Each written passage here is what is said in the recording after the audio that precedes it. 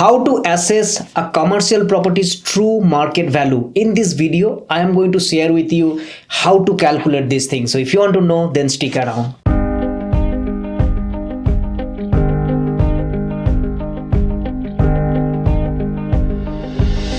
All right. So to assess a commercial property's market value, you need to do multiple things. First of all, let's understand land value. The first part is the land value. What is land value?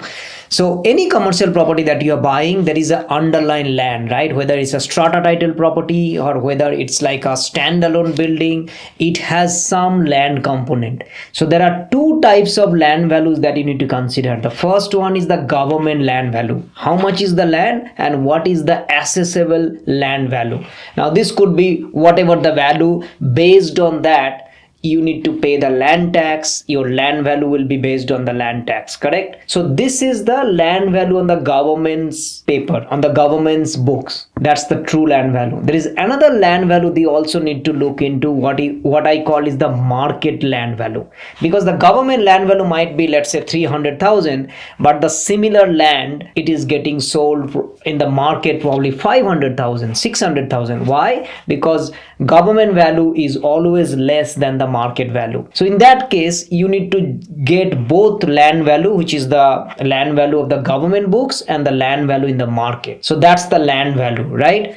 The next one that you need to look into is the building, which is the improvement. How much is the improvement done for that commercial property, right? So the land value you did calculate. Next is the building. The building one, of course, you need to look into, such as what is the replacement value of the building, and as is, what is the value. So this is something that you need to look, is building age, what's the fit out, what are the things that is been attached. Based on that, you need to get the true market value for that building in today's price. So that is something, generally speaking, a good valuer can do these things. But if you have experience, you would be able to, if you can compare multiple other buildings, then you would be able to do that too. And best way to get that replacement value of that building is from a valuer, the independent valuer. Those who have experience would be able to tell you. So that's the building value. Now there is another thing is called replacement cost in today's market. So yes, the building is old, let's say 10, 15, 20 years old. So it has its own building value, but then you also have the replacement cost. So the similar building, if you want to build it today, how much will be the cost? Because for that, to assess it, you need to check into conditions like, what is the right now, what's going on, what's the material cost, what is the labor cost, and how long will it take to do that. There is some pre-engineering work, there is some other work that needs to factor in. So total build cost, that can be, it's not only just about the material, it's also about all these combinations. And then again, your valuer, independent valuer, would be able to give, like whenever you value a property, they give this value and provide this information.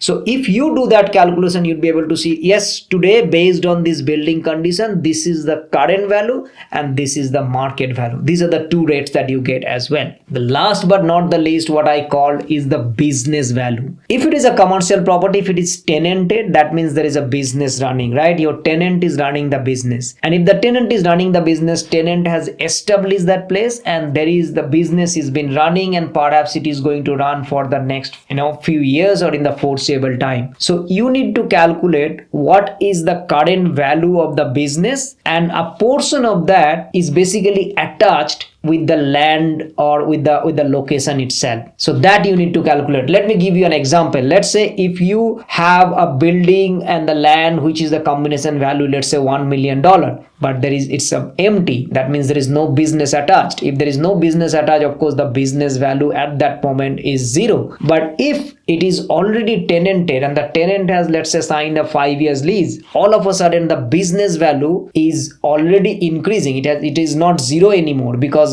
somebody would be paying you more money knowing that there is a business there. And to calculate that business, it depends on how much rent that you will be collecting, how long is the lease, and a combination of what is that tenant and what business they are doing in. Because all these things factor, they need to put together and you need to come up with the business value, because that business value is going to be then attached with that commercial property. So just to recap, think about that. You have a land component. That land value, it has both market value as well as the government value. Then it has the building component. It also has the two value, which is the replacement cost as well as the as is cost. And last but not the least is the business value, which is why commercial property true value depends on a lot about how much you can get from the business itself, and if that business value is more, so does that commercial property's value. It's not simple like the residential property where only the land and building, because the third variable is there, which is the business in commercial property, which is why it is a bit tricky. A best person to give you that valuation is an independent valuer.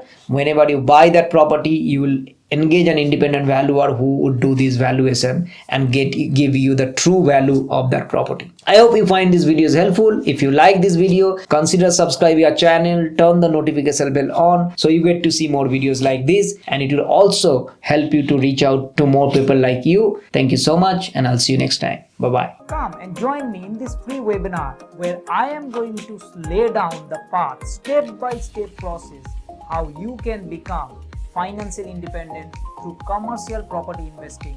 Click in the link below.